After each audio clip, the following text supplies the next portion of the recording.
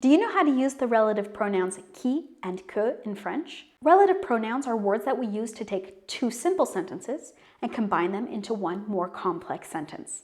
It helps us avoid being redundant. The relative pronoun qui replaces the subject of the second sentence, and the relative pronoun que replaces the direct object of a sentence.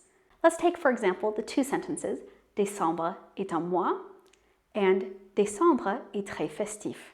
Here, we're being a little redundant. We want to make one longer, more complex sentence. So we combine them by taking out the second décembre and we replace it with qui.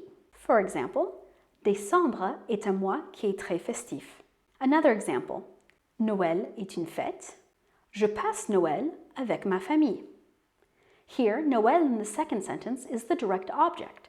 So to replace that, when we want to make one longer sentence, we use que. Noël est une fête que je passe avec ma famille.